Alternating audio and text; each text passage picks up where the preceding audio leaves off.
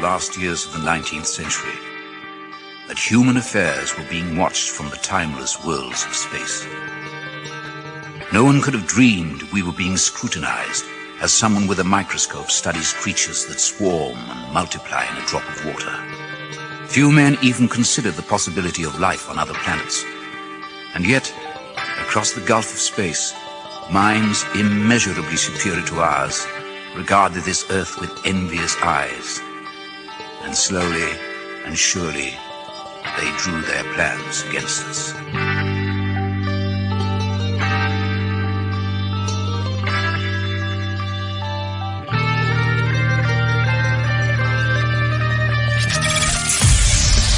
Broadcasting live from a tiny studio somewhere in North America. This is Dark Matters Radio Live. And now I give you your host, the silverback of ufology. Here's Don Ecker.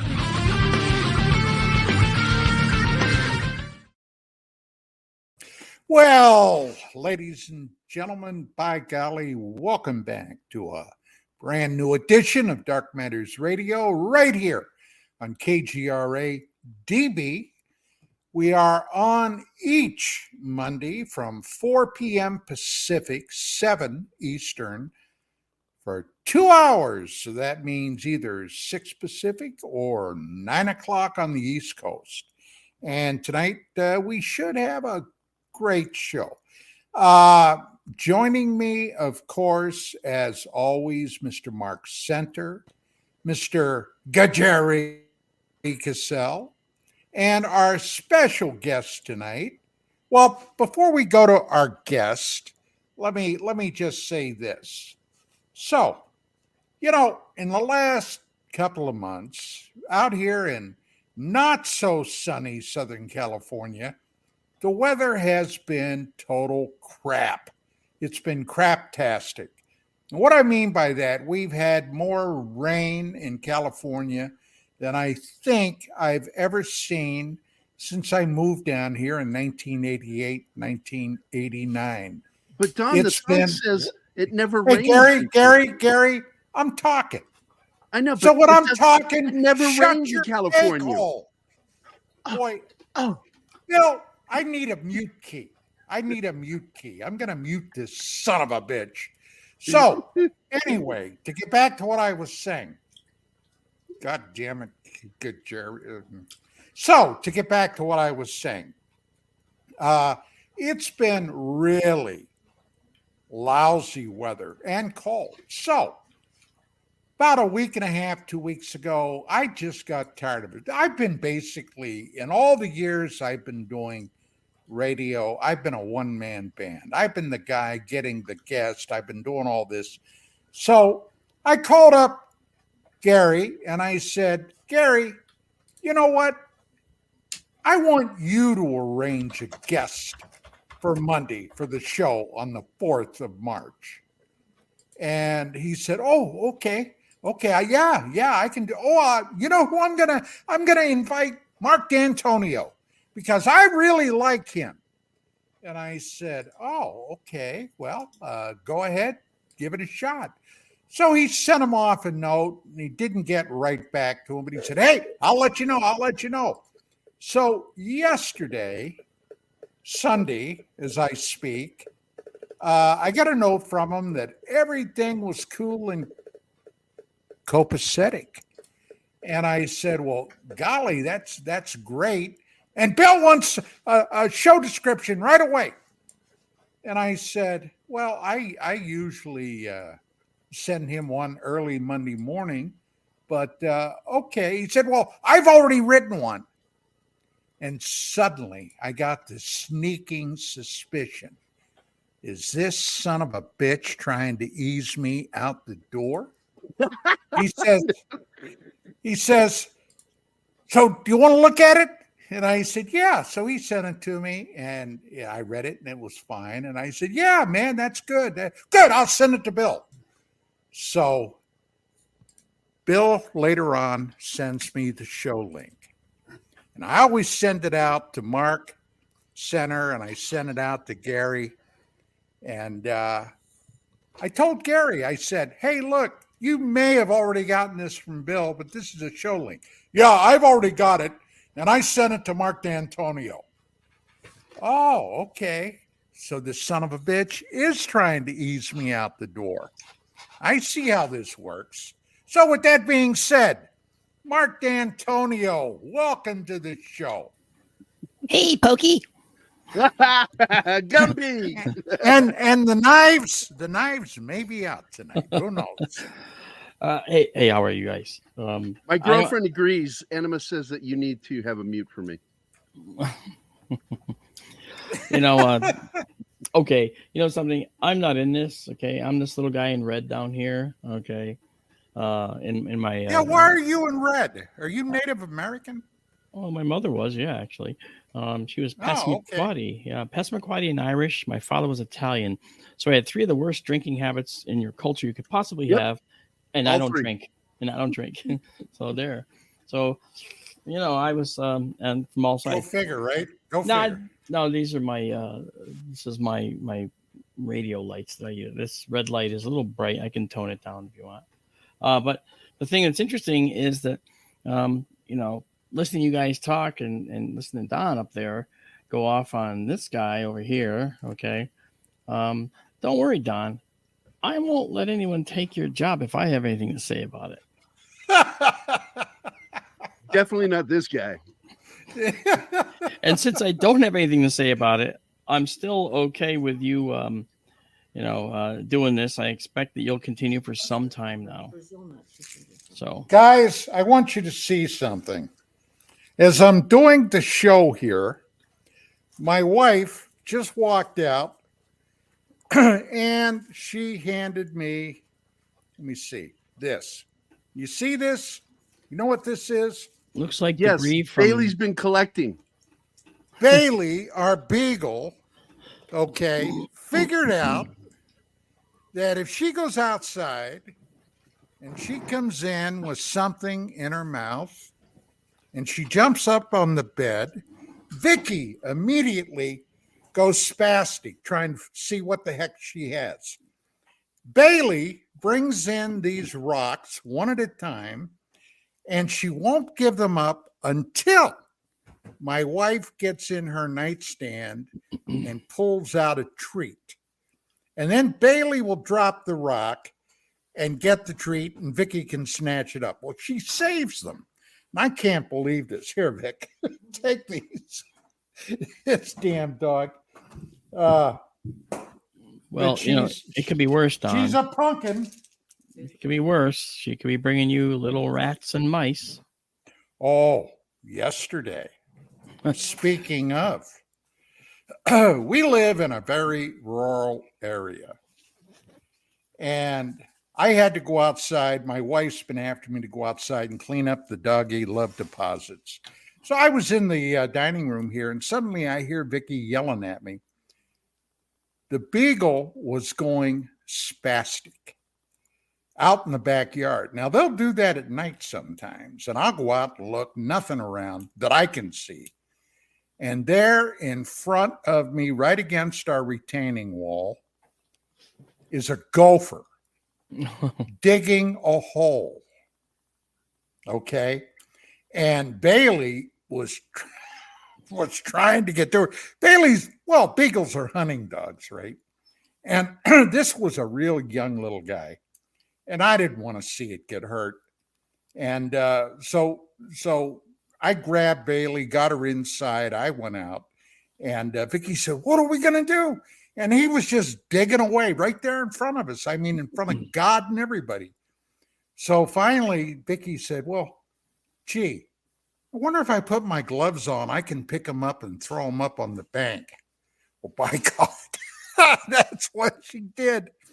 I have seen my wife. Now, my wife is a very girly girl, but I have seen her pick up snakes and throw them off the property. Well, not poisonous, obviously, but now this gopher, big spiders. I got to say, I'm kind of proud of her. I never expected that from my wife, but that's what she does.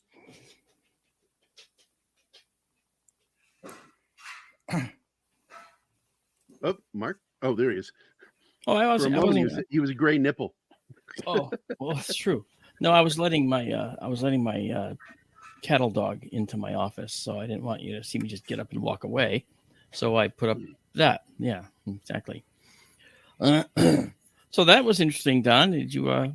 Did the gopher thank her for putting him over the up on the embankment? Well, she threw him in a big clump of grass, so I mean, he was fine. But I haven't seen him back yet, so who knows? Wow. So you may be without him. They dig a lot, right? Oh yeah, they dig holes and tunnels. So I've had problems in the past with them. So did Bill Murray. Yes. And he used explosives to get rid of his. With ours, I trapped mine and I would relocate them. Mm-hmm. I'd take them out into the woods and release them out there. That didn't want to hurt them. Yeah, and maybe it's the Native American heritage, but animals just come up to me. I don't know what it is. I had a fox that had bad mange, and it came up and started scratching on my screen to get in. Okay, and I looked at it and I was like, "Oh, Foxy, you got bad mange." So I went and I got a have-a-heart trap, and I set it up on the front lawn, and I forgot to bait it. So I said to Foxy, I give him all names. So, wait here, don't run away. I'm going to help you. Okay, you need to get that mange treated. I knew a woman across the street, wildlife rehabilitator, and so I knew she could fix the mange and help him out.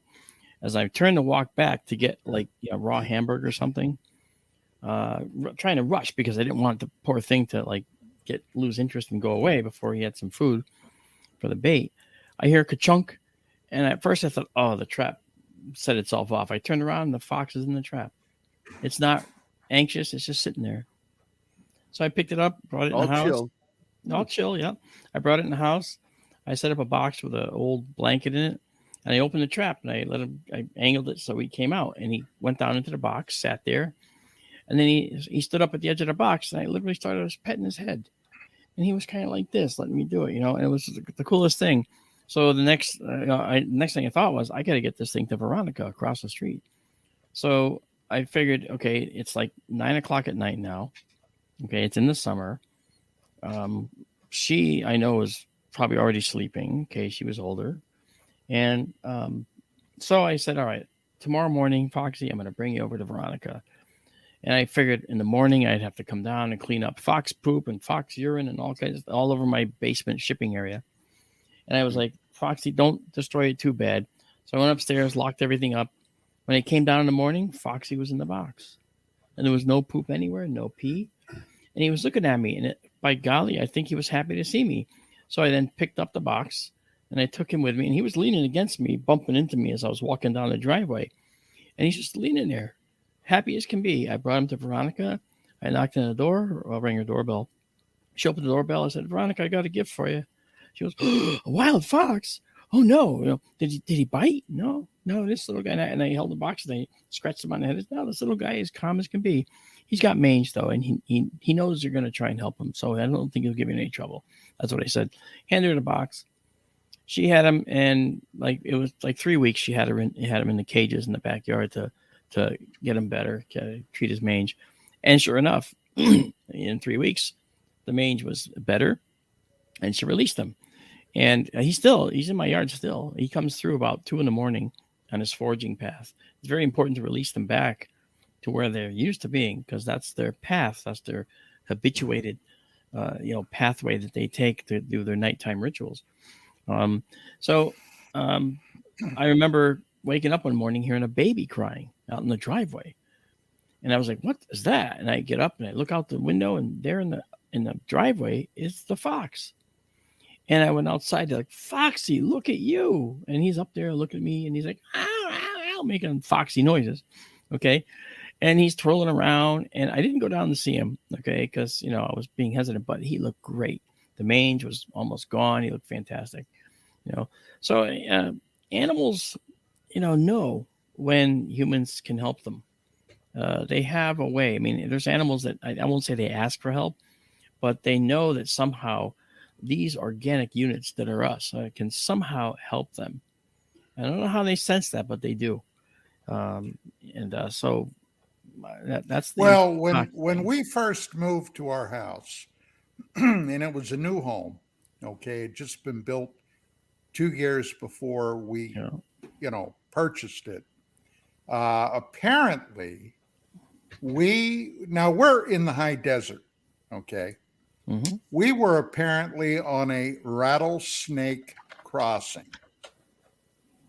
and I've had, well, not in the last several years, but I've had rattlesnakes everywhere. Mm. Now, I got to tell you, I would never bother one outside of my property. Mm-mm. But when they're in my property, then I will take action. Yeah, Now, a lot of people do. a few years ago, when not long after we got our Cocker Spaniel, it was the night that it was a Sunday. NASA had just landed one of the rovers on Mars. And I had gone outside and I was on the patio with my cocker, my little Jade was her name. And we were just watching the sky. Beautiful night, warm, a million stars up there. I had my binoculars out and I was looking at the stars. And we were there about 45 minutes. And finally I said, okay, girl, come on, let's go. Let's go inside. Opened up the back door. She made a beeline for the front door. Now, the front door was open, but we have a screen. Mhm. And suddenly, as I'm putting my binoculars away, she came racing back through 3 times as quick as she had run over there. This was unusual, okay? Like, what in the heck is going on? And she ran around the side of the house, went into our bedroom, and suddenly Vicky began shouting at me, Don, come here. There's something wrong with Jade. And I went in, and Jade was sitting on the bed, holding her leg up like this, okay? Her front leg. And I'm like, what in the heck? And I check her. I couldn't find anything. But then she started getting very lethargic. And I got concerned. Well, yeah. We rushed her to an all-night clinic. They did a bunch of tests. They figured out she was bitten by a rattlesnake inside. It was a sidewinder, wasn't it? House. Inside the house. The snake was inside. I don't know if it was it was a juvenile snake. I remember seeing the photo that you showed me, and it seems like I remember it being a sidewinder. They have a different pattern than Diamondback. Yeah, and they're very aggressive. The juveniles are actually more dangerous than the adults. That's right, because they don't know how to measure out the venom. Yeah. Right. Well, this one dumped a full load in her, and we damn near lost her. Wow. She ended up being in oxygen. They had her for 3 days before we could bring her home. Wow. Well, when we got back, it was like 4:30 in the morning. We got back from the hospital. I believe it. I tore the front of this house apart. Couldn't find anything. So I was exhausted, went to bed, woke up about noon, and Vicky said, John Brandenburg called. And I said, he did, because I figured, he wants to talk about this lander that just went down. So I went into my office, my studio, at that time was my studio, and I turned on my equipment, and I called him up, and I said, hey, let's do a quick mini interview I can run on DMR about this lander. And I said, hang on a second while I turn on my power strip down here. And thank God I looked, because that snake was right there. And I was like, oh my God. If I'd have stuck my hand down there, it could have been bad. Well, maybe Well, your dog could have taken all the venom instead. It might have been a dry bite on you. Drained it out. Yeah. I handled the snake. Okay. I handled the snake. But, I would have never believed that. But hey, what are you going to do? You know what, Don? I have a rattlesnake upstairs right now as we speak. Good for you. I do. It's in a can and it's smoked. Oh, do you like eating rattlesnake? Oh, I love it. It's the best meat I love I've it ever too. had. Next to alligator is the best that I mean, alligator's second, rattlesnake is tops. It's because my family was outdoorsmen. I don't know about yours, Mark, your family. Yeah, And they're big my game brothers hunters. would catch them and kill them and eat them. Yep. And a lot of people think that's really gross, and I did too at first, but I didn't know what I was eating at first. Oh, I ate snake in survival training. Sure. Oh, I bet you did. Yeah. And so I was at a big game dinner, and it was for my nephew, and this guy Kevin, who was a brilliant cook. He's cooked all these different things. There was elk, there was bear chili, there was venison, of course, there was other stuff, and then there was this one tin that had this thing like this looping around. I thought it might have been an eel, and I thought, oh, I'll have some eel. So I just took it, and I was like, wow, this is freaking good. I went back for more and more and more. And finally, Kevin said to me, "You're the only one eating that, you know." I said, "What?" I go, "Is it bad?" No, how's it taste? He goes, "It's unbelievably good." He goes, "Well, it's rattlesnake." And I was like, "I'll eat this every day. This is so good, you know." And I said, "Do you have the rattle? Can I have the rattle?" And he says, "Yeah, no, this girl already asked for it." So she got the rattle, you know.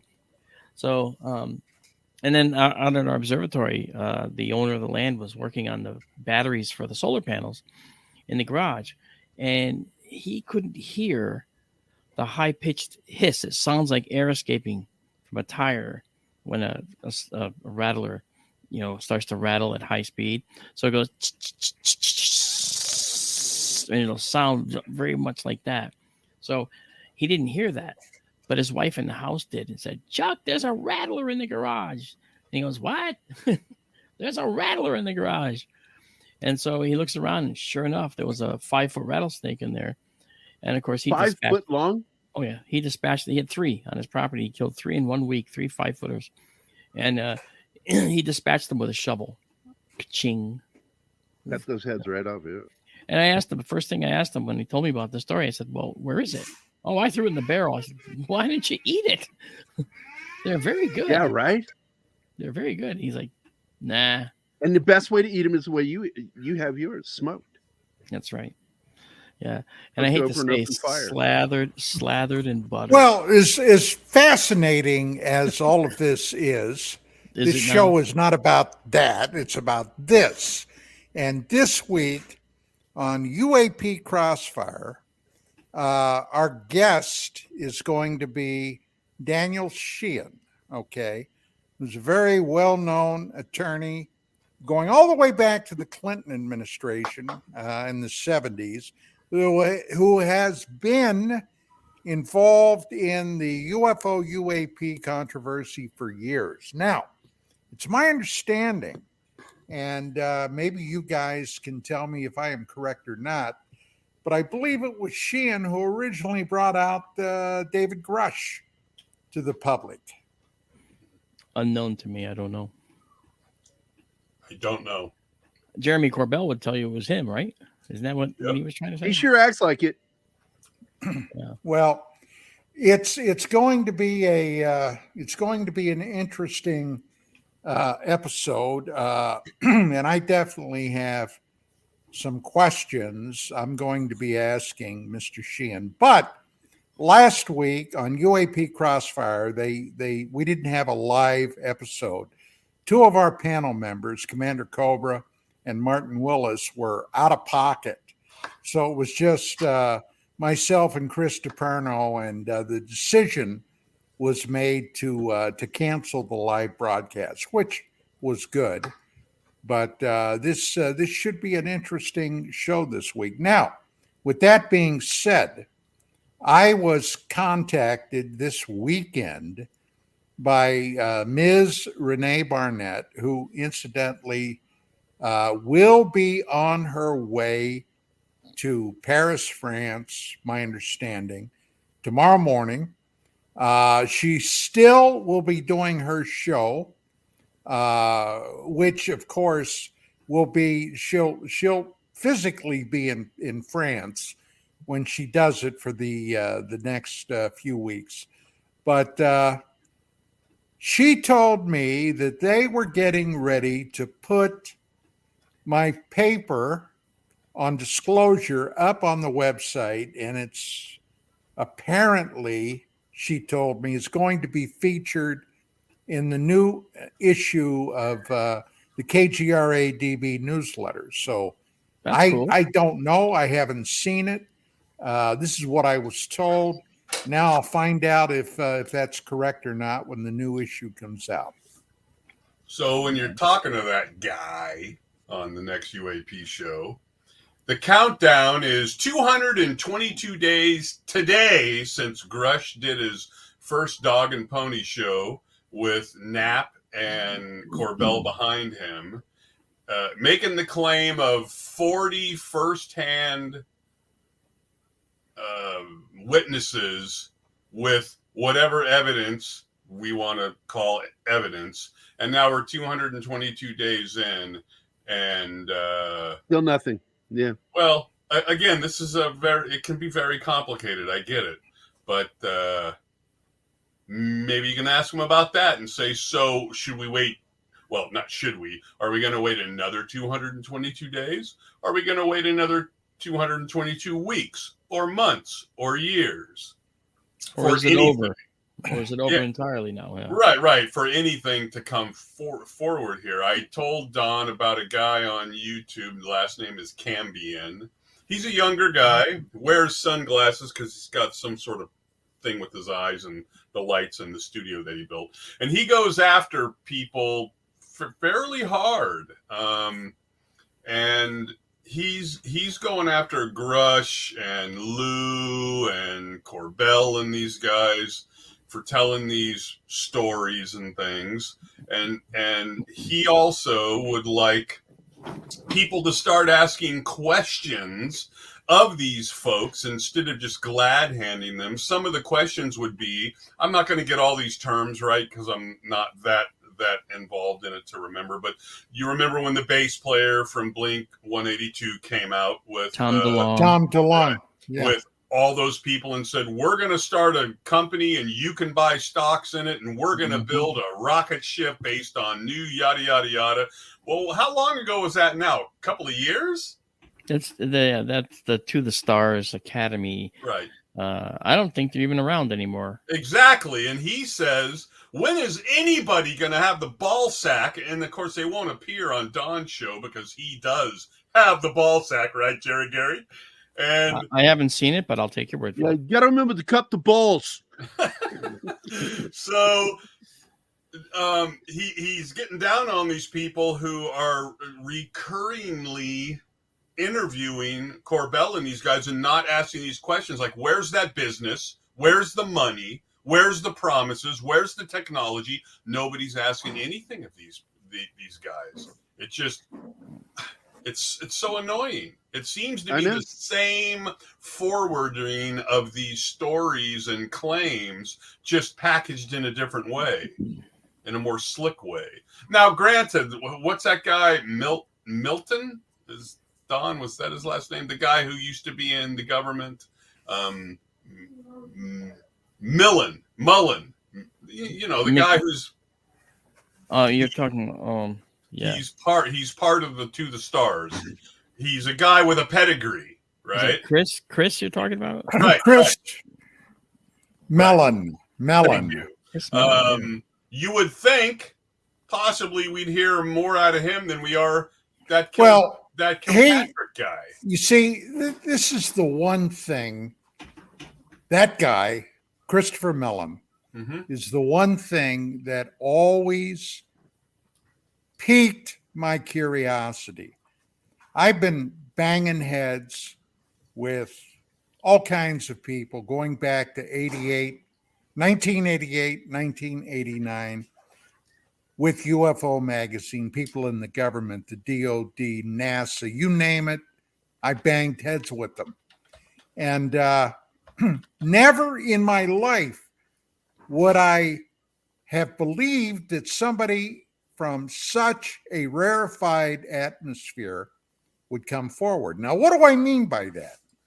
Well, Mellon was an undersecretary of state for intelligence matters. He was the HMFIC for military intelligence in his job for the whole time of his tenure. Now, if you don't know what HMFIC means, ask your kid. They'll let you know. But anyway, here was a guy who was talking positively about this and that there was something to it. Now, I got to tell you, when I saw that originally on the television show that ran for several seasons, unidentified, okay, on the History Channel, I got to say I was blown away. Now, that and the fact that every episode on that series, now this was the one with Christopher Mellon, okay, Lou was on there, Tom DeLonge, Hal Puthoff, another apparently heavy hitter, and the former leader of the Skunk Works at Lockheed. Okay, I can't remember the guy's name. Skinner or something like that. I don't know. But at any rate, every episode, they would end the show by basically suggesting there was a possibility that there was danger on the way. Okay. They didn't say that specifically, but that was the implication. We don't know what all this means, but whatever it is, there's high technology being demonstrated, and apparently this technology is in advance of what we currently have, that could suggest there is a danger there. Well, hey, look, we don't know where our technology is right now. Anything that you see today, okay, you can probably add another 30 to 50 years advancement that they're keeping in pocket today. Would you agree with that, Marc D'Antonio? I mean, I know that that's true, that they obviously they're more advanced than they let on. I mean, I've worked on projects that were highly advanced. I worked on submarines, for instance, as a model maker, modeling advanced submarines that are still not going to be seen for another 20 years. But a lot happens over time, and so that design evolves into something else. Well, especially in avionics. Yeah, I guess that's true. I mean, in avionics, a lot of things are changing very rapidly, and there's a lot of advances and so forth. But yeah, I mean, I'm sure that's how it works. I mean, so Mellon, yeah, okay, Christopher Mellon is somebody that possibly could come forward with a lot of information, but I suspect, and this is simply my opinion, my suspicion, my own, nobody else, that somebody may have pulled him aside and suggested he slow the train down. Or Now, he's another Sean Kirkpatrick who's playing both sides. His new report's supposed to be dropped today or tomorrow, right around the primary. There's reasons to do that as well, but he's making this claim that these people who are out there talking about this stuff, Grush and Lou and these guys, they're just conspiracyists, and they're playing on what's already been played on, and they're going after Congress for, and he wasn't clear about this, but for money, prestige, or whatever. well, when right? Kirkpatrick came forward, okay, and he was asked, well, why didn't you get any of these other people like Elizondo and these other guys in to testify? And he said, we tried, but they wouldn't show up. Well, those guys that were being suggested to come in and testify to Arrow said, that's not true. We did make ourselves available. So that suggests to me that Kirkpatrick is a goddamn liar. Now, is that suspicious? In all the years that we've dealt with the government, and I mean, I've been lied to personally by experts, didn't surprise me in the least. Gentlemen? My take on it is that as far as liars and so forth, I can't speak to that, but I have a theory about Grush. You notice when he was speaking, he was giddy with excitement. Yeah. He was excited, and people said, well, the guy is unhinged or whatever, right? The reason he was giddy, I feel, is because he knew he wasn't going to have anything go bad for him. The reason is because he was selected to be the whistleblower, and calling him a whistleblower is baloney because there was no whistle being blown. Nope. He was just releasing information that he was told to release. Yeah, he wasn't it's all doing it secondhand against information. orders. Well, he wasn't doing it against orders. Now, having been in that world, I know that when someone asks you a question about something that's a classified project, you can say, I can talk to you about that if we go in a skiff at some point and we actually have a closed door classified meeting.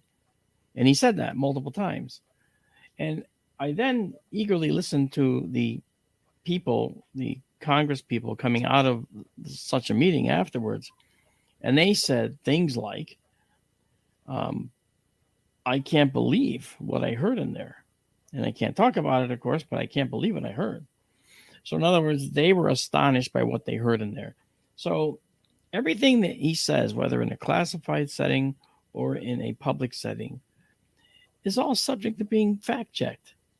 So if he says something that was wrong, that people on the opposite side of the aisle from Grush are going to eagerly look for a way to embarrass him and destroy him.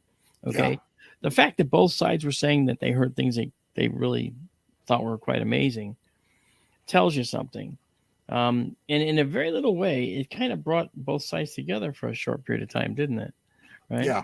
Yeah. So, but that's interesting. Now, I also, I thought that Graves and Fravor were very straightforward and very believable. I don't think they were lying about anything. I think Grush was the only one that people were saying was lying. And the reason was because what he was saying was fantastical. And the question I have for everybody is, what if he wasn't lying? What if he was actually telling the truth? We have to consider that we heard him speaking the truth. The truth that the agencies that orchestrated this release told him to say. Okay. I don't think he came forward and said to the agencies, I want to talk about this. I want to release this information. I think the agencies came to him and said, Grush, you're a guy that knows about this stuff. Would you like to be the spokesperson? Would you like to be the guy that does the release? And that's when he said, whoa, yeah. Okay. And that's part of the reason why he was so giddy with excitement when he was talking, smiling, all excited. Okay. Because he knew he was doing what he was told he could do. When you talk to a whistleblower, okay, when someone's blowing the whistle, when they're saying something they know is going to get back to them that they know is dangerous, they go, yes, Senator, that's true. That's what happened. Okay. Yes, this has been going, and they're talking minor tones, and they look away. They avert their eyes. They don't make eye contact. They're very, very cagey, and then they'll admit it because they're blowing a whistle on something. In other words, I know we can get in trouble for this. That wasn't Grush. He was like, yeah, and then we got this, and then we got this, and I can't talk about it unless we go in a closed session. But it's great. I mean, he was literally like that.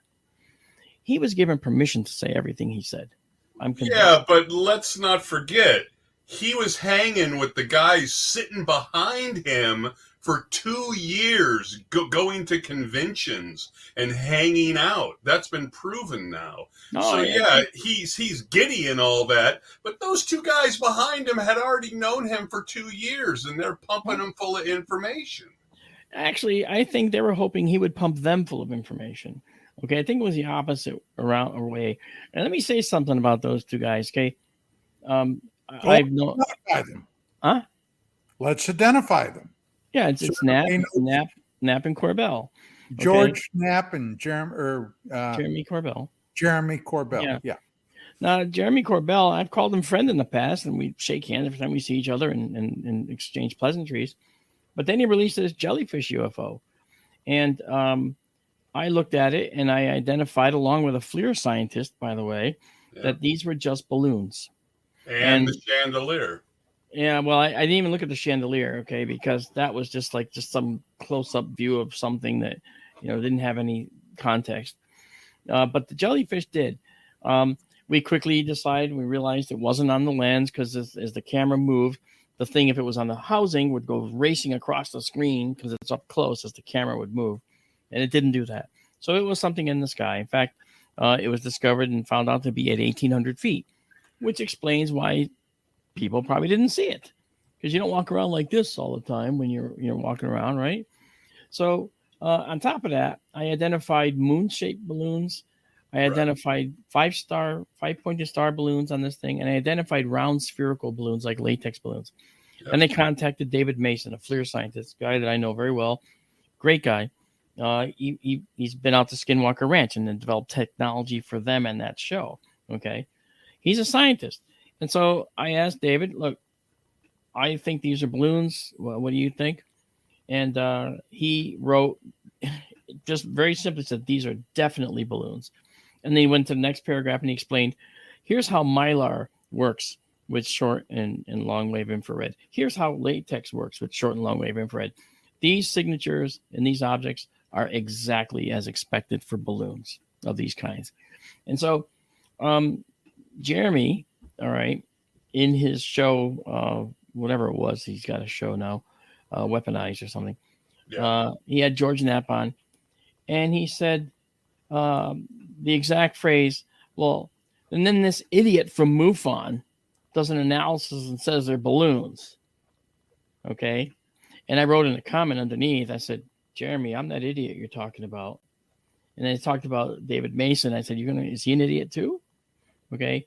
Not one person responded to that, including Jeremy. And you're surprised. I'm not. That's the whole point.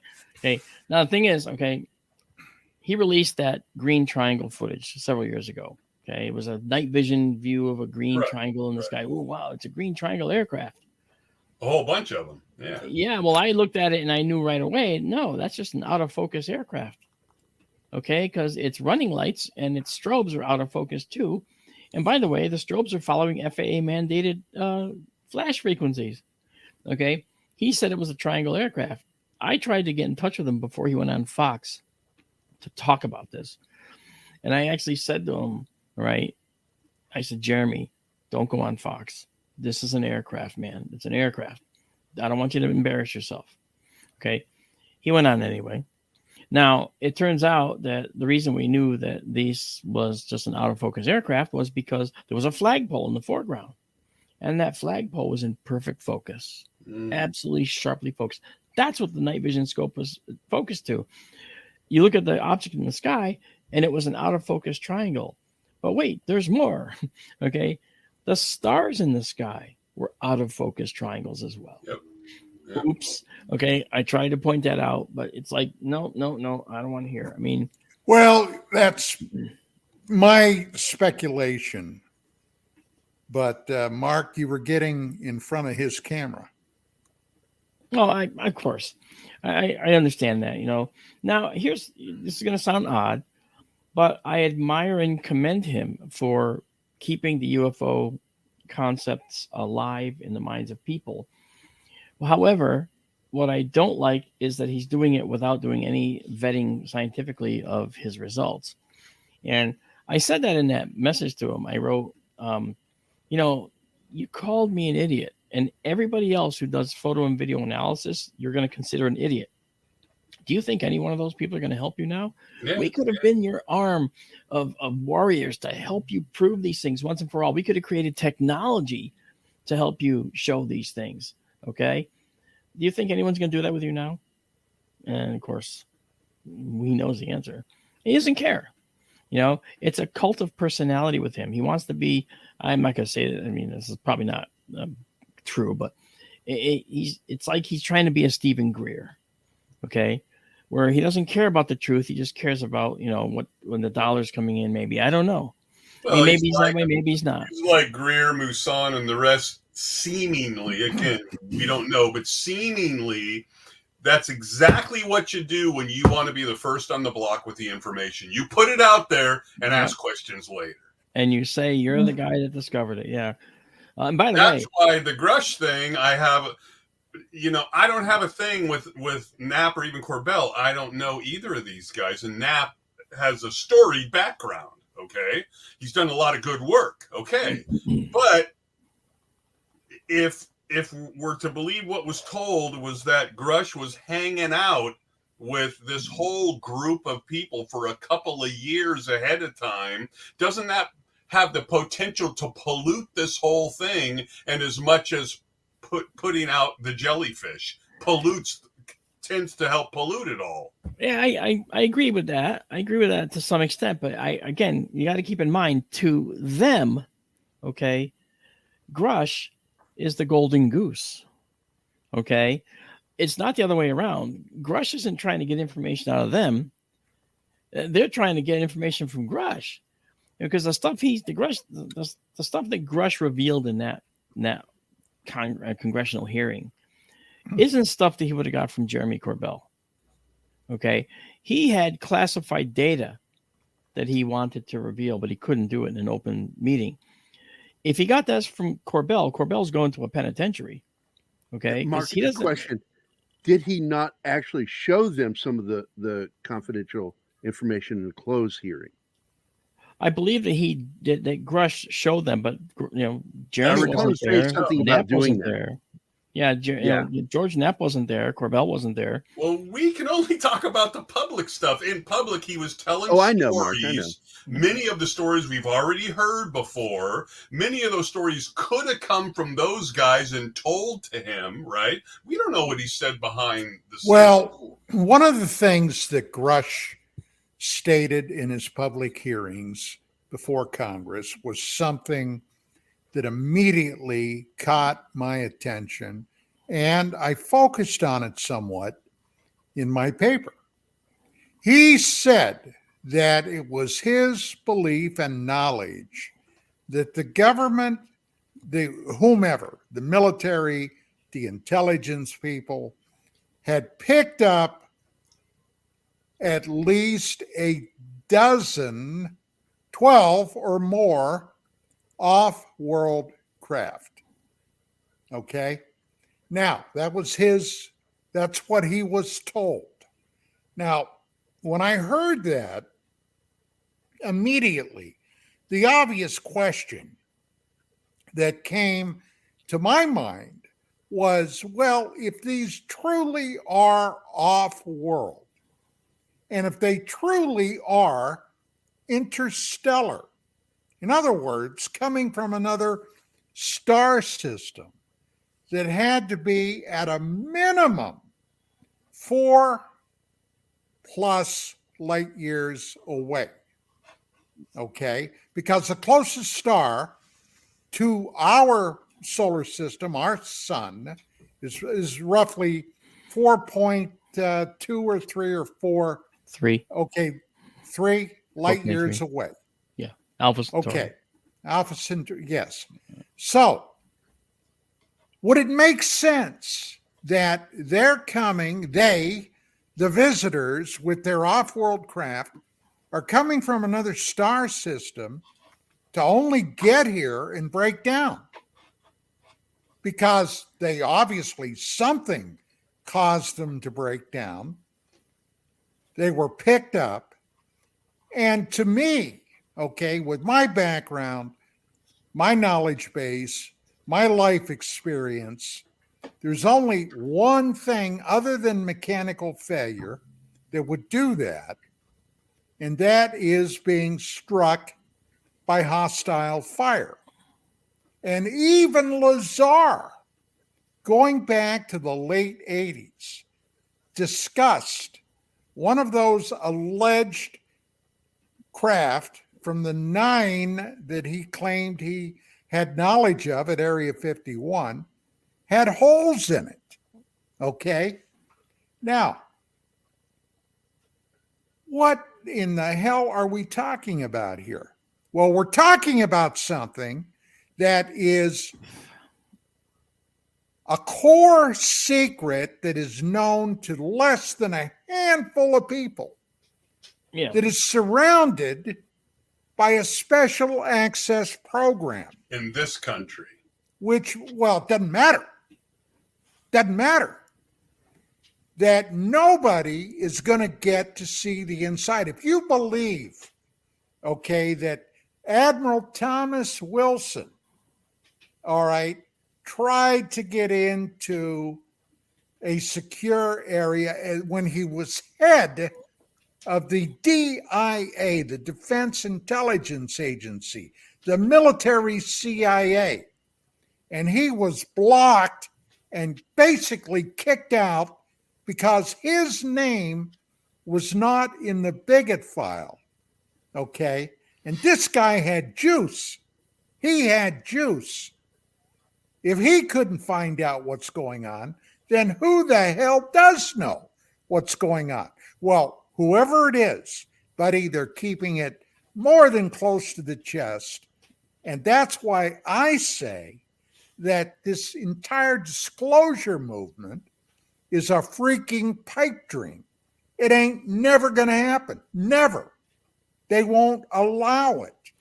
And we know, okay, not that I want to get on this rant, but the National Security Act of 1947, if somebody becomes too inconvenient, well, lo and behold, they could suffer a fatal heart attack or a fatal brain aneurysm, or maybe get shot 6 times in the back of the head with a 9mm and have it classified as suicide. You see what I'm saying? So if we got, I do, but if we got, let's bottom line, let's say there's 12 or 12 plus 9 with Lazar in this country, okay? Shot down, crashed, whatever. So then if we extrapolate that out to Japan, South America, Russia, Australia, and we start to extrapolate this out, you're talking about hundreds of craft possibly that have crashed or were shot down. Okay. So we are Americans, so we're thinking about this by the American sort of side of things, but are we to believe, Don Ecker, that we landed on the moon and it's being held back from us, or we didn't land on the moon and the rest of the world is trying to keep this away from us, right? It's kind of that same thing where we're saying in America they're keeping it from us. Okay, there's no doubt we landed on the moon. Yeah, right. I gotta add something when I can. Are they keeping it from us in 20 other countries who might have anywhere from 1 to 20 of the craft themselves? Are all of those countries, do they have the same capabilities as us to keep this quiet for 50, 60, 70, 80 years? Whether you will acknowledge this or not, the United States has always been leading the charge on this. The Brits, the French, the Germans. You what, Mark? I was going to go ahead. That's where I was going with it too. I have another thing to add when you're done. The French, the Germans, the Italians, the Spanish, all of the Western world, including Japan, Australia, and probably to an extent, even China and the Soviet or the former Soviet Union, Russia, today, Russia, CIS, because they know something, gentlemen, they know something that apparently scares the hell out of them. That's a lot of people to keep quiet. That's thousands of people to keep quiet across the entire world. Well, when you're dealing with the intelligence agencies of all of these countries, not to mention the CIA, the NSA, the NRO, whoever, okay, the British MI5, MI6, the French, all of them, okay, they have a vested interest in keeping the lid on this. Oh, I'm not talking about them. I'm talking about the people who are whistleblowers and stuff. Well, guys, we got about 40 seconds. That's before not we enough gotta- time, Mark. Quick, Mark, say something. I was just going to say that just because they're here, they're not impervious. They're actually explorers, in my view. So when their craft come here, their craft are not impervious. They can be shot down. They can be hurt. They can't get in accidents because look at our Ingenuity rover on Mars, the helicopter, right, with Perseverance. It got its blade tip smashed, so it can't fly anymore.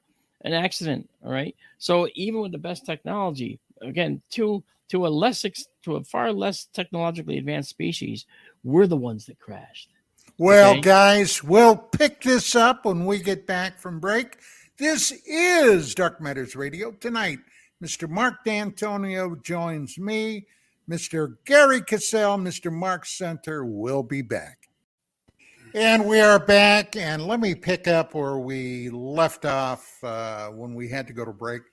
Marc D'Antonio. Mark, one of the tenets that I kind of stressed toward the end of my paper on disclosure was the fact that if there were at least one group of visiting entities coming to this planet, there is a very good possibility that there's more than one. As a matter of fact, in all the years that I've been involved with this subject, I've come to the conclusion there must be at least 7 or more groups of people that have flown through here, maybe not necessarily hanging around for long, but they've definitely been here.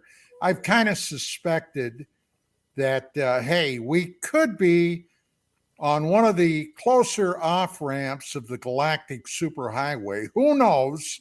But with that being said, the one underlying theme that I have heard from numerous people is that at least one of those groups of visitors are not friendly toward the human species. And they probably are not friendly to some of the other groups dropping by here. And some of those shoot downs, I suspect, have come from skirmishing in space. And if in fact that's true, and there is some clues that that in fact is true, where else would you want to come down than a very habitable planet where you could survive, providing you survived the crash? Do you got anything to suggest about any of that? Yes, I do. Good. Okay, let's go back to what you said. Think about Earth being an exit off a superhighway, and what would bring them here? Why would they want to come here at all? Right?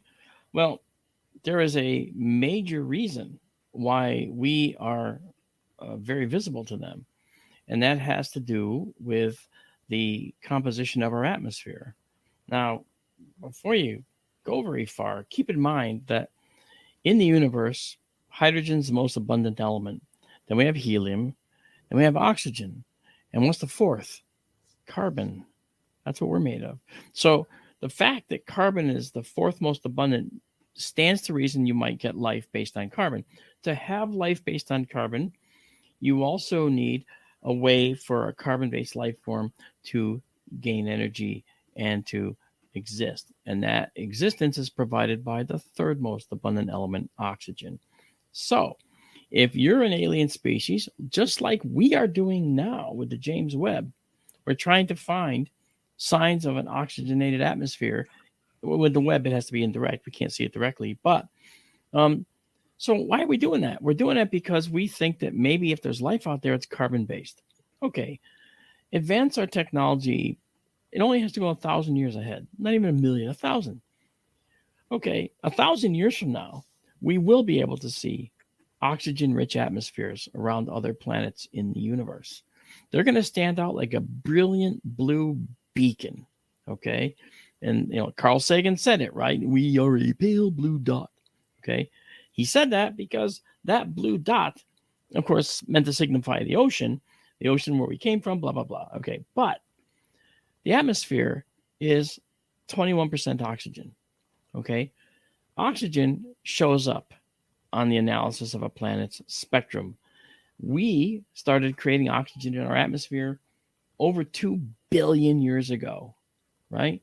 So 2 billion years ago, oxygen starts becoming plentiful. We had phytoplankton, we had blue-green algae, we had all these other oxygenation mechanisms that were filling the atmosphere with oxygen. Okay, so now we know we have an oxygenated planet. What does that mean? It means that now, over 2 billion years ago, we were visible.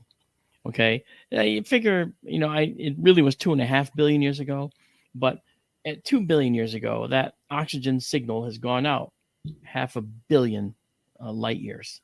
Okay, so 500 million light years, that signal's gone out. So any technology worth its salt can detect that. So therefore, the many different species that may exist in the universe would, if they are carbon-based, will look for oxygen eventually, because the rules of physics and biology are going to be nearly the same for them too. And I'll tell you how I know that down the line if you ask later. But the fact is, they're going to look for oxygen in an atmosphere, Don, and they're going to look for signs of potential life. Now, what are the signs? The signs are that the oxygen isn't going away. If they look at the oxygen and see that it's staying at a fairly stable level, then they know that something is replenishing it into the atmosphere. And in general, for that volume of oxygen, that something is life. Wouldn't they also look for methane? They might, and they'd certainly be able to see it. Okay, finding methane, CH4, that they'll find that too. Okay, not to mention radio and radar signals. Except those travel at the speed of light. So those are only out a few hundred light years from our planet right now, from the very, very beginning of time. But oxygen, the signal that there's life here, that went out starting 2.5 billion years ago. So that's the big one. Now, Stephen Hawking famously said, we should keep our heads down. Let's stay out of the limelight. Don't let them see us. Okay. Want to hide. Except the fact is that 2.5 billion years ago, it already started. And we were already becoming more visible. Totally out of our control. Okay, that said, now you have these different species in the universe that now identify this big blue marble here and say, hey, looks like there's life there. Let's go there. We're carbon-based. They're carbon-based. Let's go see what's there. Why would they do that? For the same reason we went to Mars, Pluto, Jupiter, Venus, Mercury. Okay? They're explorers at the very least. Why? Because every creature on this planet, and this is something that you can take to the bank, and you know it's true. Every creature on this planet is imbued with one inalienable characteristic, and that is curiosity. Curiosity drives creatures and drives patterns of behavior. So every being, advanced beings included, are curious. They want to look at what's underneath that bedspread. Oh, hey, look what's under there, or look in that closet. Okay, they want to look for things. They want to explore. So every creature, if it's carbon-based, it seems to be part of the template of carbon-based life.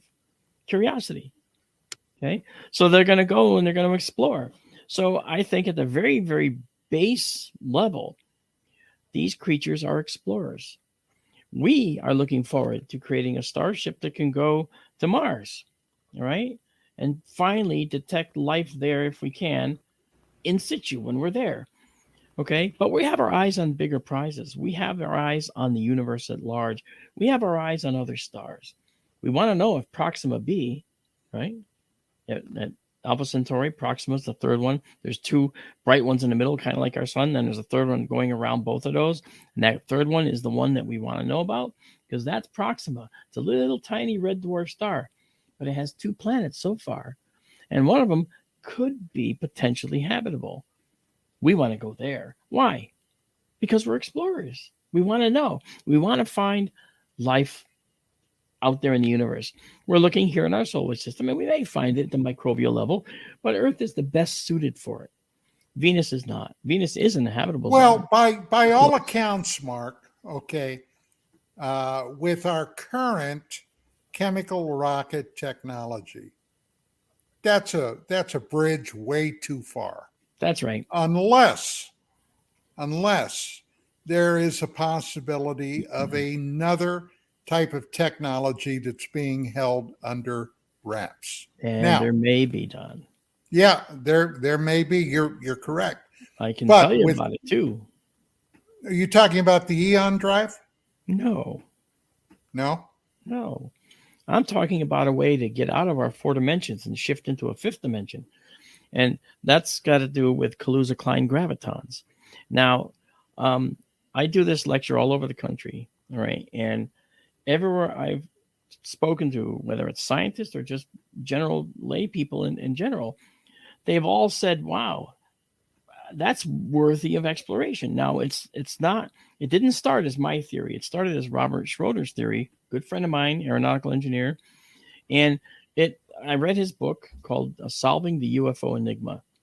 And it's a book full of Maxwell's equations, and it talks about physics and things, and it talks about why we should pay attention to this elusive thing called a graviton.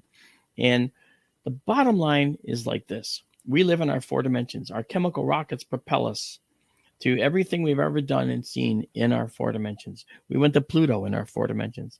Took us a decade to get there. Okay. But we went there within our 4 dimensions. Okay. We went from point A to point B being Jupiter, and then point C being Pluto. Gravitational whip around Jupiter, right? Well, bottom line is, what if we didn't have to do that? What if there was a way to actually sidestep all of that? Well, there is. And it's actually, you can look it up. It's the Kaluza-Klein hypothesis. And Kaluza and Klein created the notion that there might be this elusive graviton out there, which is like 10 to the 17th time stronger than the gravitons holding us down to our chairs right now. We know about gravity waves, don't we? We've seen them, right? The Laser Interferometric Gravitational Wave Observatories, known as LIGO, LIGO, they've seen crashing black holes emanating ripples through space and time. And these are called gravitational waves, right? Light can be a wave, and light can be a photon. And when we talk about them as dual nature, dual particle nature, because 2 sets of physics can be described to explain them. Well, with gravity, we know that there can be waves, but we didn't even know that before. We just know that this does that. When you drop it, it falls. Oh, yes. The force on that thing and the Earth is F equals GMM over R squared. Oh, yeah. We can calculate that all day long, right? However, what if these UFOs are actually generating particles that take them from our 4 dimensions, right, out into a 5th dimension? And that 5th dimension actually has a name. It's called the bulk, B-U-L-K. And by the way, this is part of string theory, and it's in one particular variation called Randall-Sundrum 1, RS1 string theory. Look it up, you'll see. And Randall-Sundrum 1 says that we have this bulk out here, and this bulk is highly warped. If you can get out of our 4 dimensions and shift into this bulk, the farther in you go, the more compact the universe is around you, right? If you only go in a little, then it's only slightly compressed around you. And then if you come back, you might just be an inch ahead of where you were. Keep oscillating back and forth, which is what they probably do, oscillate back and forth automatically, because that's how the ships are built, right? And they can just keep going back and forth like this, ding, ding, ding, ding, ding. And if you add up the individual points of them coming back into this 4 dimensions, it's a straight line, possibly. What about time dilation? Time dilation for them wouldn't even come into play. Although when they're in the bulk, they have a difference in time that's associated with them. They will have time moving slower in that 5th dimension for them. However, they're not in there for a long period of time. Now, how do you even get in there? I mean, how do they even get in?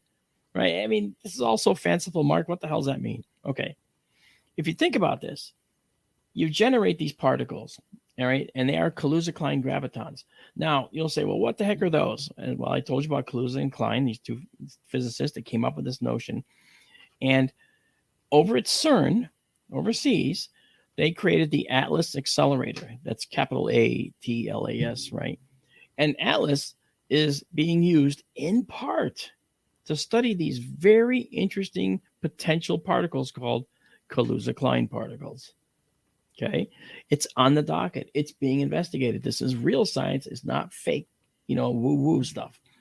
Now, go to San Francisco, all the way across the ocean, go across the Midwest, beep, beep, through Cincinnati, all the way out to San Francisco, and go to Lawrence Livermore. At Lawrence Livermore in the last couple of years, what'd they do? They got a sustained fusion reaction. But wait, you might say, that wasn't a true fusion reaction. That's correct. They had to add more energy than they got out. Absolutely true. However, they got the first big, giant milestone, and that is they sustained it for a period of time. That's huge. Fusion is very, very high temperature. Okay. We're talking 10 million Celsius in order to fuse hydrogen into helium. Okay. But they did manage to do fusion and kept it going for a while. So we're on our way to figuring out fusion.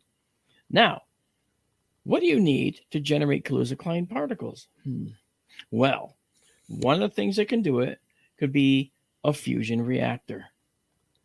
A fusion reactor. Now, how do we do that? Now, how do we create our particle collisions? Well, what we do is we have a big ring, right? These particle accelerators. We accelerate these particles near light speed, okay, and then make them collide. Then we see these particles, right? Well, what shape are the UFOs? The classic UFOs? They're round. Why? They're particle accelerators. On the outer ring, they're particle accelerators. And in the inside, at the very center, the beings could be okay in there. They can survive in there. Again, the physics is the same all over the universe, as far as we know.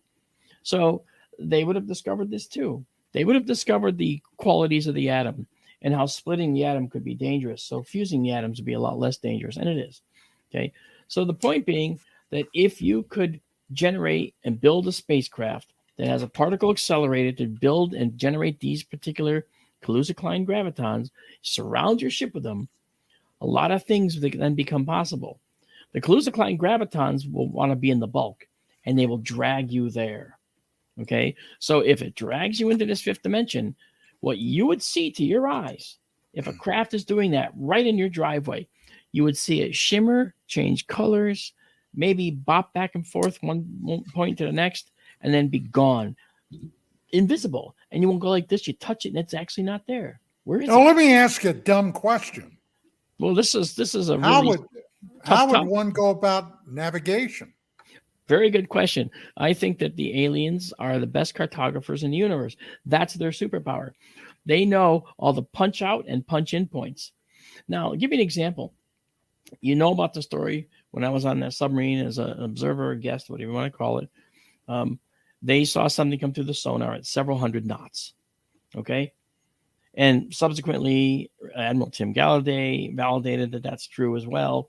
Okay. And other people have validated this as well. Other submariners have come out and said, yeah, that happened on our boat too, right? Or whatever. Well, I was only a guest. I'm not even a sailor. I got seasick, as a matter of fact. And so the point being, these craft, by generating these particles, would get sucked into that fifth dimension. But in that fifth dimension, they're not subject to the rules of the fourth dimension, the four dimensions that we are in, X, Y, and Z moving through time. So what will happen is they would probably oscillate back and forth. So they're neither here nor there for any great amount of time. So if they can, they would punch out and then punch in just a few inches ahead or a couple of feet ahead of where they were the last time they were here.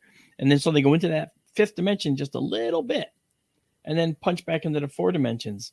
So overall, they're doing this. If they're going from this side to this side, they'd be going zing, zing, zing, zing, zing, zing, zing, zing. So they're constantly going back and forth, right? And it's almost like an oscillation of a crystal.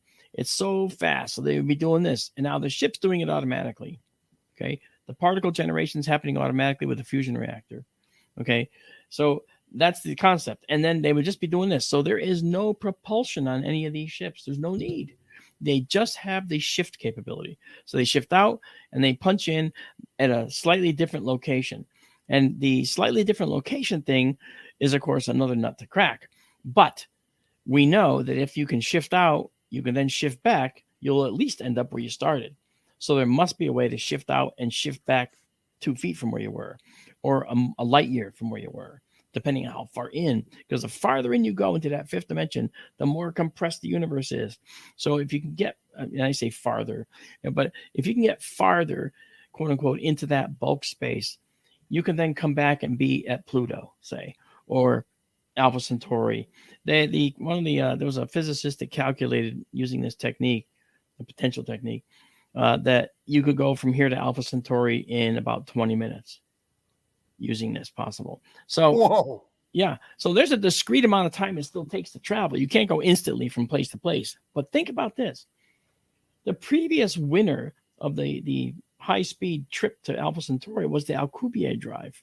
Right. In 1994, Miguel Alcubierre came up with this concept of warp drive, where you would actually warp space around you such that you could pull it past you as fast as you could muster the energy to do so. But it needed so much energy. However, if we could do that, if we could generate that obscene amount of energy over and over and over, we could get to Alpha Centauri in as little as just over a week. Wow. That's down from the 10,000 years it would take to use the chemical rockets you mentioned. Okay.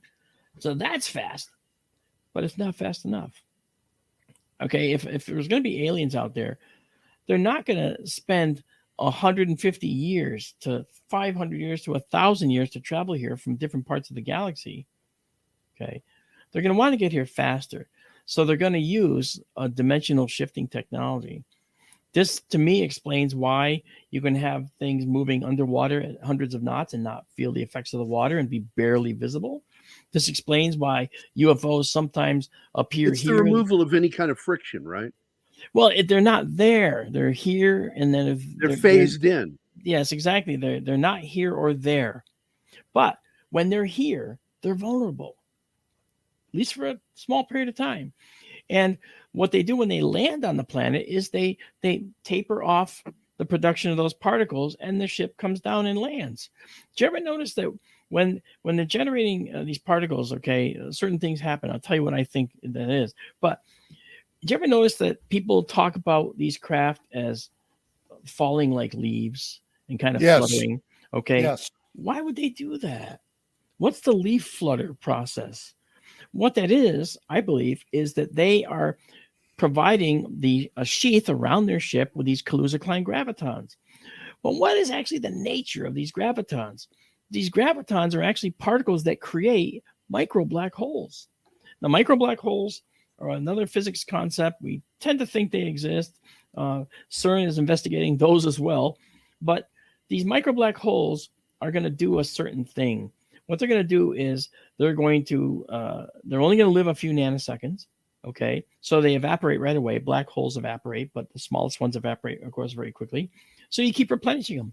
So let's say you replenishing these black holes, these micro black holes as Kaluza-Klein gravitons around your ship. Okay. What's that mean? Those gravitons are going to pull in a little bit of the light that you might otherwise see. They're going to pull in maybe a molecule of the air before they disappear. Okay. They're also going to absorb the Earth gravitons. So what this means is that this spacecraft from another world isn't subject to our gravity. It's actually not allowing our gravity to reach it. Okay. And because these gravitons with the micro black hole generation are absorbing the graviton or absorbing the Earth gravitons. So what's it going to do? It's just going to like float lazily along. Well, they don't care what up is in their craft because they have their own way of being in their ships. They don't have a gravity in there. They don't need it. Okay. So the ship will look like it's fluttering. And guess what else it does? When you have this process happening with those micro black holes, the ships will seem to change color. They'll flicker and change color. They'll seem to vanish in one spot and reappear at another. That could be the oscillation in and out as they travel. Okay. And they're round because they're particle accelerators. In general, the ships have a ring on the outside. Triangles have that too, inscribed in the center. Okay, in the middle they'll have that, in my view. So now all this put together means that this is probably how they're getting here and how it's working. Again, the physics is the same across the universe. We're not going to find that physics laws change at Alpha Centauri or 1,000 light years away. It doesn't. It's all the same. So to me, it means that these craft that may be here could very well be traveling using this fifth dimensional procedure. And if they do, well, then that means that they're going to be vulnerable too, because the craft is a craft here on a scientific exploit, perhaps. And what about the creatures? Well, the creatures are likely robots, but biological robots. We're creating robots now that look like us, aren't we? The Japanese sure are. Okay. And eventually we're going to learn and be able to perfect biological memory. And we're going to have to get over a few moral considerations in order to make biological memory, because then people are going to say, how do you know that robot isn't sentient now? And we're going to have to cross that chasm eventually. We're not there yet, but we may be. I don't know. Let's see. Well, the problem We're a with decade AI, or two away from that. the problem with AI right now is potentially the people that are designing it, the engineers. Well, yeah. There's been some big news stories about Google, AI, Yes. where the founding fathers were either Asian or black or the wokeness and the left wingism of the designers have just totally screwed the pooch on this stuff.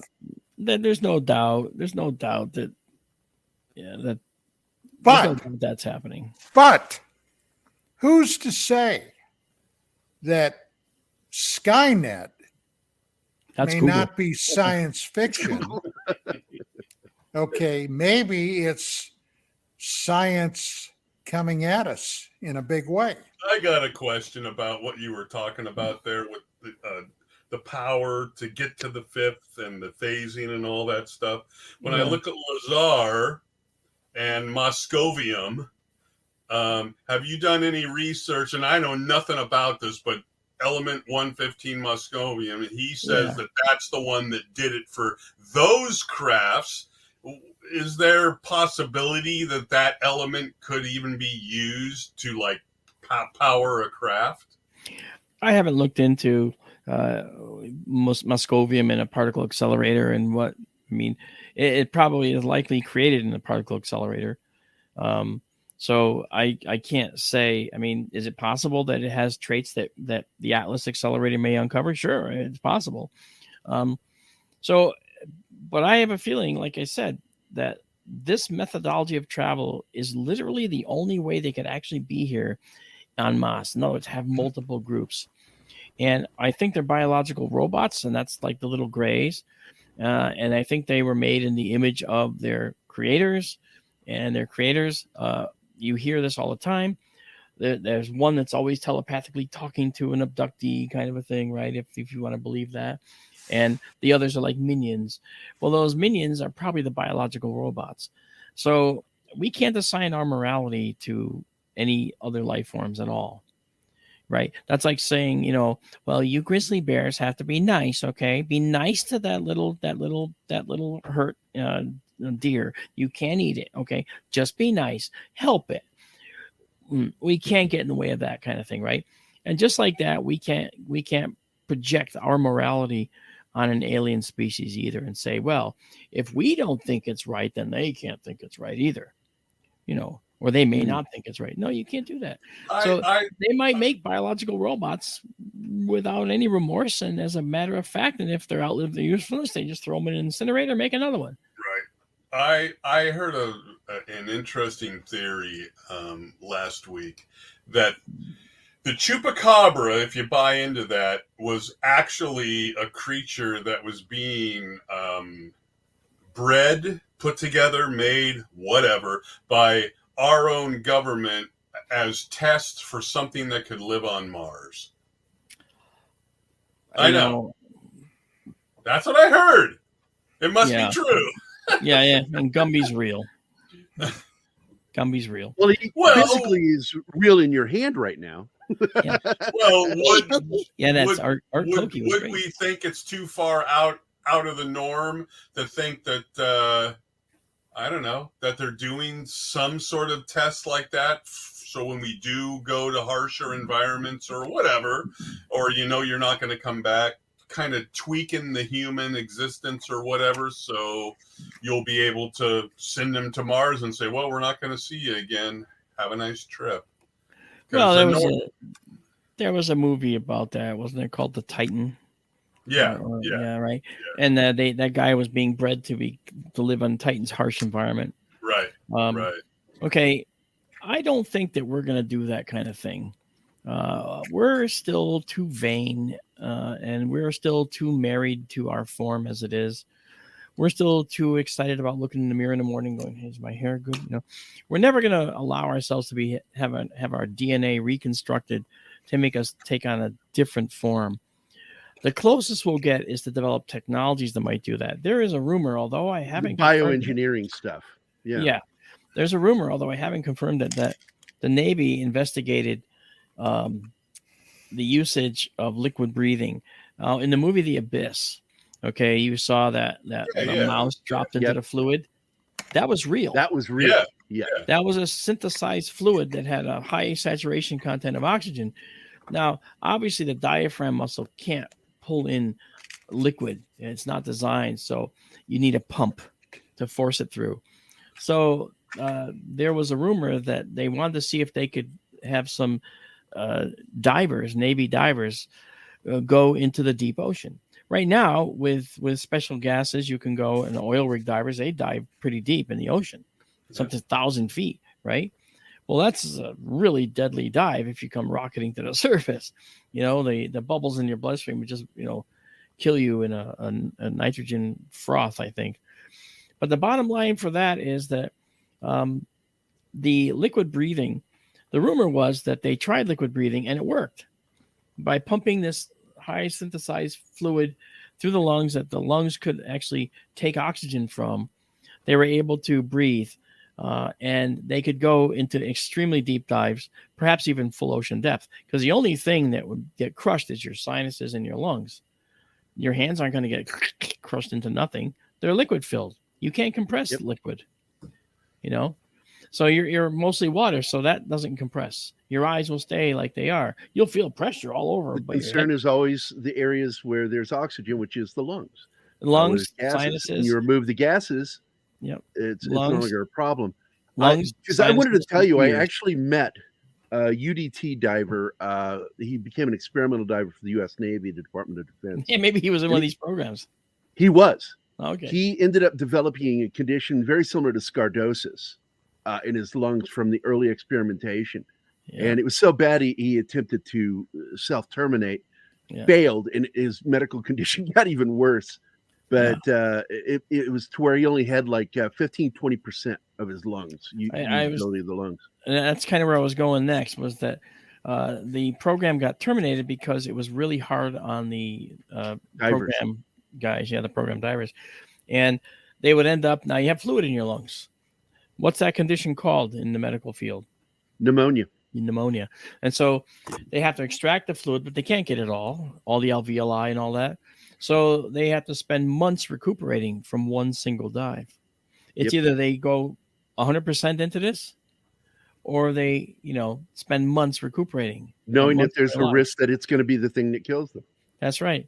So the bottom line to me is that that's the kind of thing we'll do. We'll develop technology to make use of harsh environments or to make it easier on us, but we won't genetically engineer ourselves, not in the near future. They have enough problems doing that now. Try using genetic, modified foods and see what happens. People are like, oh, I don't want to eat genetically modified foods. No GMOs. Okay.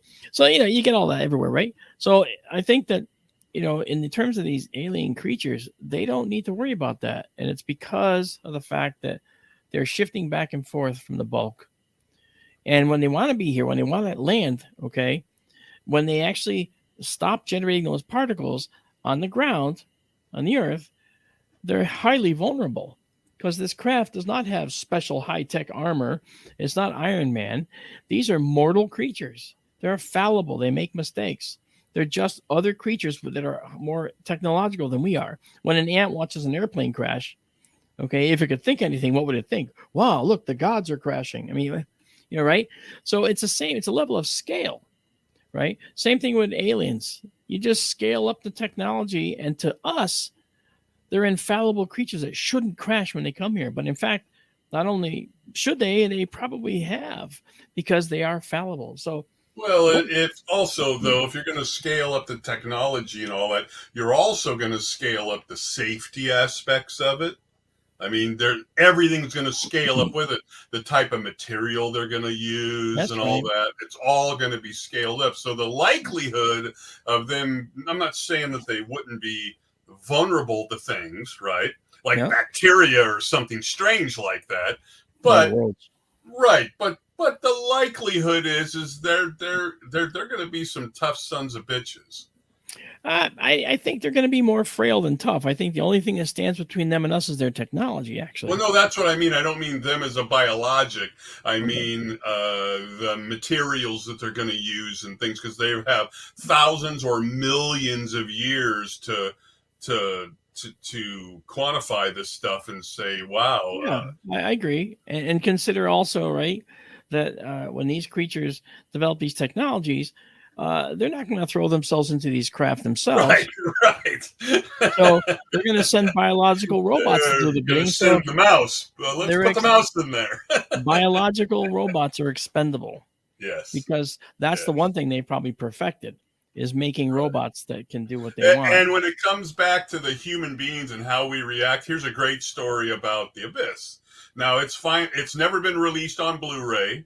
Okay, most of James Cameron's stuff hasn't been. Well, in this month, a bunch of his movies are going to come out on 4K, and The Abyss is one of those. Well, what did they do? I think in the UK, they told told the director, you must take out the scene with the mouse in the fluid, because you didn't know if the mouse was going to live when you did that. So that's cruelty, because you didn't know after the fact that the mouse wouldn't have died. And Cameron said, stick it up your ass, I'm not going to remove it. And the fact is, they did know, because that's what it had been tested on. The only reason why Ed Harris didn't do it was it still wasn't human tested in publicly, not human tested. Right. So I know that they were doing testing in the 70s. It does. And it was a movie, and Ed Harris is an actor. That's right. It does go to what you're saying about we're so vain, right, that we would rather send the actor up to Mars and eat potatoes for 3 years while he fixes the craft to come back home. And are we going to eat potatoes on Mars? But I will. Mars potatoes, I guess. Let's send Don. You get real sick of potatoes real quick, I would think. Well, you're gonna. No, I'm Irish. I will eat them till I'm dead. Don, if that's all we had to eat, I have a feeling we just figure out new ways to work on it and say, well, I'll have this potato. I'll grab. Well, that's how you get potato bread in a soup. I'll have this potato in bread. I'll have this potato on a stick. We'll just have s'mores, but they'll be like tomatoes. Smotatoes. Hey, Mark, I'm curious about something, because you brought up the string theory earlier, and you know that there is an internal war in physics right now. Yes, there is. Of the string theory. Weinstein. And one of the biggest advocates for another theory is Eric Weinstein, who's fascinating if you've ever watched him talk. He has what's called the geometric unity simplified theory. Yeah. And because the way he explained it, and I understood this, is that there's absolutely zero way to test string theory. And that, what's his name? Edward Witten, who pretty much is not the founder. He didn't discover it, but he's the father of string theory. And he's lording over it. And he's put all these great minds out there to only work on string theory. And Eric is like saying, we got to stop that, because there are other theories we should be working on that have greater potential of being tested, whereas string theory can't be tested. What are your thoughts on that? See, here's the thing. Okay, string theory is as much a philosophy as a physics conundrum, right? Because when you look at this, hydrogen has a proton and an electron. Okay, that's our standard model of hydrogen, the Bohr model of the atom. Well, a hydrogen proton is doing this. It's moving. It's vibrating the whole time. It's in that nucleus, right? It's moving like mad. It's doing that, right? Okay. In fact, it was through Brownian motion, the motion that you see in liquids of small particles, that Einstein figured there's got to be atoms in there. Well, he didn't know that's what they were called. In fact, he was part of he actually figured out the size of an atom based on the Brownian motion, the movement. Okay. So that vibration is present everywhere. So you've got this proton going back and forth like this. Okay. So one way to think about it is, what's making that proton go back and forth? Right. It's an energy that's in there, right? The energy that it's got that's making it vibrate back and forth. But wait, what is that energy? Let's look at this. Here's the proton at this end. Here's the proton at that end. Okay. What's in between? You've got this connecting tissue between these two paths, right? That's the path it took. That's the string. Consider that the string. So now you're removing particles per se and replacing it with infinitesimally small strings of energy. Okay. Some of the strings curl around on each other. That may be what gravity's doing, which is why gravity may be continuing to go. It may not curl around like the rest of the particles do. So that's why we may not be able to latch onto it as easily as we have for the other particles. Okay. So I think that it should be explored. Michio Kaku thinks it's the only game in town. He said those exact words. Okay. So I think that it's unproven, yes. However, lying within that construct is the ability to go interstellar. And that's the thing that I think we need to subscribe to in order to make sure we can do this, because it won't be done within our standard model like this. That's just my thoughts. I mean, I can go into that in length. Yeah. Gumby thinks so. Because, and you brought that up, and it immediately made me think of quarks, which, of course, Murray Gell-Mann is the discoverer of the quark, gave it its name. He's got a bar. Yeah. That's right. Hey, but what's funny is he knew what it was before he had actually really discovered it. Well, yeah. Like, this is what it is. It's going to be there. You keep looking, we'll find it. Right. And think about, yeah, exactly. That's why Einstein's work on Brownian motion was able to, figure out how big atoms were, right? Because he knew that we could figure it out from that. Now, take a look at the quark. The quark is a fascinating thing. Now, I don't know about you, but I don't know of any particles that have up, down, or top, bottom, charm, okay, characteristics. But a quark certainly does, okay? And when you look at a proton, all right, a proton has a +1 charge, right?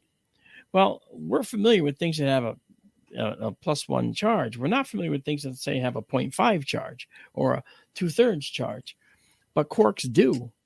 I mean, so a proton in an atom is made of 2 up quarks, which have a +2/3 charge, and a -1/3 charge.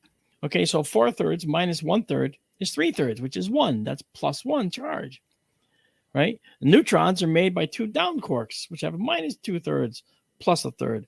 Okay, and because they add up to 0. So now you have something that you can use to figure out how particles are held together, right? And that led to more discussions about the strong nuclear force, the strongest force in the universe. But it actually were a very short distance, about the size of in the nucleus of an atom. Okay, we had the weak force, which is why we're all here. It allows for beta decay, which is what makes atoms further down the periodic table many times, which is why we have elements in our bodies like calcium and molybdenum sitting in there somewhere. Okay, and so we look at that, and then we have gravity, right? And we have the electromagnetic force, light. We know a lot about light. We know a lot about the weak force. We know a lot about the strong force, but gravity is that one little son of a gun, that we can't figure out, right? But luckily we found waves. So gravity is probably a dual nature particle as well. We just have to find that dual particle, the graviton. And that's what the Atlas accelerator is doing. That's what the concept here is regarding dimensional travel. We find that particle and the universe opens up to us. Spock, and of course, gravity is into the Federation. Yeah. And gravity, of course, has an impact on time as well. It does have an impact on time. I'm not sure how time would affect space travel in this particular case, though, because you won't experience time any differently if you travel. Yeah, the brain only dimensionally. can conceive of it a certain way. Our brain. But it's our brain, the way it works. That's but right. yet, tests have shown that when astronauts who've been in space longer than they probably should have Time been, is slower for them. that time is slower for them, and they were like 1 or 2 seconds younger than they should be if they had been on Earth. Don, let's go to space. Well, that's one of the things that Well, Arthur C. Clarke that wrote might about. not be a bad idea. Yeah. Our Arthur friend C. Lee Clarke Spiegel talked did about today. that in, I think it was the book after 2010, An Odyssey 2. He started talking about Haywood Floyd aging slower, to where at one point he's almost the same age as his son, which as was the weird. sun catches up. Yeah, as the sun was catching up. And, yeah, see, he was a fan of the twin paradox, and traveling near light speed and so forth. Yeah. Don, did you watch the launch of Lee Spiegel today, going to space? I did not. I did. Our friend Lee Spiegel has, when he passed away, his wonderful wife Lorraine, I guess, arranged to have him sent to space, and he went up today successfully. They took his ashes. Yeah, Falcon 9. So it was wonderful watching my friend. Not all of them, Gary. Just just some of them. They did the same thing with Jimmy Doohan. That's right. He went up on the Celestis mission along with Douglas Trumbull, who I worked with. So we I always wanted to interview that man because of his work on Blade Runner, because I was the founder of the Blade Runner fan club. And, really? Oh my God, yeah. Bladezone.com. It's still the #1 Blade Runner website in the world. I don't run it anymore. Seen a lot of the original stuff because he kept some of it, and he had a vault in the office where he had a bunch of this stuff. There was stuff from 2001 for a long time to get the original effects footage that was shot before Trumbull jumped in, because apparently it just looked like a brick flying through the air. It was terrible. And Trumbull what an eye that guy has. Yeah. He makes things so beautiful. Star Trek, the work he did on Star Trek. Yeah. The commotion picture. Yeah, the motion picture. Yeah, the commotion. Commotion. He does. And by the way, I want to go back Don's joke about Quark, because I was so hyper focused. It took me like a whole minute to get his fucking joke about he had a bar, and I'm like, oh, Quark, yeah. Space Nine. I was so hyper focused on the science. That's when you can tell I'm on the spectrum. I miss jokes completely. Wow, hey Don, you just missed that one. I was at Quark Spar. Were you? I was. In Where? Las Vegas. Really? Yeah. Oh, at the Star Trek Experience. Yeah, they had an attraction there, the Star Trek Experience. Yeah. And Vicky and I went, and I had a what the hell was the name of that Klingon coffee? Oh God, I can't remember. But I had a. I'm sure there's some blood in it. what they called. Okay. The Klingon. There was a Klingon bloodworm in it. Well, Worf loves prune juice. Don't forget that. Oh, that's a Klingon drink. Now, speaking of Worf, I started to watch. Well, I watched all of Ted, the movie about the teddy bear. I watched the movie last night. Did you laugh your ass off? Started watching Ted 2, and Worf, the actor that plays Michael Worf, Dorn was acting as a gay couple in that movie. And I had to stop twice, and I went, oh my God, that's Worf. It blew my mind. Was he playing two characters?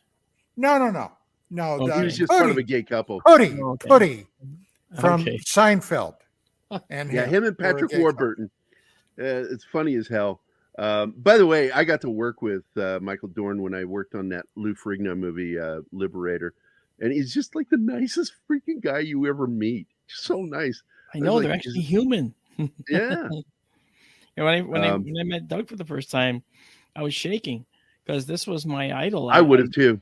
I was shaking. I mean, my God, 2001: A Space Odyssey, Stanley Kubrick, Blade Runner, Andromeda Strain, by the way. Okay, he did the original and Michael Crichton's Andromeda Strain. Yeah. Oh gosh, when that germ just went boom boom and like changed. I jumped, man. I jumped every time, even as I got older, because it was multiplying. Oh yeah, that scene when it transforms. Yes, he goes boom boom, and all of a sudden boom boom. It's like oh yeah, that green. Yeah, thing that just, movie scared me as a kid. I loved it though. That was all Douglas Trumbull. Yeah. So when I met him, I was shaking, and I found him because I was doing an NPR thing, and it was the X-Files of Connecticut. I live in Connecticut. So the NPR had me on here, and I was talking about it. And when I left, the host said, I got to have you on with Douglas Trumbull next time. I went, Douglas Trumbull? Yeah, he's a UFO hunter like you. Oh. So I got home, found an email for Douglas Trumbull, and I wrote him saying, hey, my name, blah, blah, blah. And I ended up, sending it, thinking I'll never hear from the guy, right? Less than a half hour later, I got a 1-page response. He says, checked out your website, which I do visual effects miniatures and stuff like that. And I've had that company since 1995. And he said, excellent in every respect. We're working on something right now that could use you. Can you come up? Like, I literally caught my breath. I couldn't breathe. And I did go up. I found the house. I walked in. And he shakes my hand, and there were like 25 people walking around doing all kinds of things. He goes, we're in the middle of a project. We're doing a commercial for Burger King. It's sort of a test to see if we can all work together again. I've been out of the business for 30 years, but I'm getting back in. I met his wife, Julia, really, really wonderful human being. Okay. That's amazing. And then from that point forward, I was supposed to do one thing. I was supposed to make little Oreos that we would shoot on catapults to meet in the middle of the view and do it at 1600 frames per second so we could see them all collide in slow motion and break apart. Oh, so I had to make them out of special material. I had vermiculite in them. I had pre-scored them so they would crack in certain ways. It was gorgeous. And then he came in and said, well, now we got another thing to do. Can you do this? I mean, okay. I ended up working on 13 different visual effects spots. You lucky bastard. And I loved it. And I learned from the great. And finally, in the end of it, Doug and Julia sat me down in Doug's office and said, we'd like to continue with you. I was like, I almost wanted to grab his leg and say, I'm not worthy. It was incredible. And that started 10 years of amazing experiences with Douglas Trumbull, and I learned a lot about him, all the things he's done. He passed away a couple of years ago. It was just chiller. Broke my heart. Broke my heart too. My heart. But Julia managed to send him up on the Celestis launch, and James Doohan was on that launch. Oh, okay. Same launch. Okay. Yeah. The one that Jimmy Doohan went up on. Yeah. My favorite Douglas movie was the first one he directed, Silent Running. Silent Running with Bruce Dern. Those robots were the best. Huey, man. And Dewey, and Louie. He had behind the scenes stuff for all of his movies. I saw behind the scenes on Blade Runner, behind the scenes on Close Encounters, behind the scenes on Silent Running. And he talked about the Valley Forge, which was the name of the aircraft carrier in San Diego Harbor where they did the filming. Right. Huey, Dewey, and Louie were actually quad amputees and amputees that he had managed to stick in. And that's why they're different shapes, because each different amputee had a special body shape. So they tailored each robot to them. And he's got shots of them with the head off. And this little guy sitting there going, hi, It was really, really cool. I got to point out that in the behind the scenes, you guys can't hear it or see it. That's watching the show. Bill Skywatcher's nerding out. In the private chat. Yes. He came up. He said, it's Rakajino, Klingon coffee for the true warrior. And he says, in fact, it was primarily consumed by the senior staff of Deep Space Nine, especially his wife, Jadzia, and friend Kira Nerys. And we got 1 minute, 30 seconds left, gentlemen. Oh, screw that. We got so much more to talk about, Don. We'll have to have you back again, Mark. It's always fun talking to you, dude. I don't need the producer getting all over me. We didn't even talk about anything, Don. Well, damn near. Mm-hmm. Well, we got close. Hey, I did vote today. All right. I'm sure there's no mystery as So to I who you voted for. none of your goddamn business. No, I said I'm sure there's no mystery who you voted for. I said none of your goddamn business. I didn't. So I ask you say who you voted for. the next time we have you on, let's tell Mark early on, and let's all watch something like that movie we were just talking about with Bruce Dern. Blade Runner. Oh, that was Out of Running.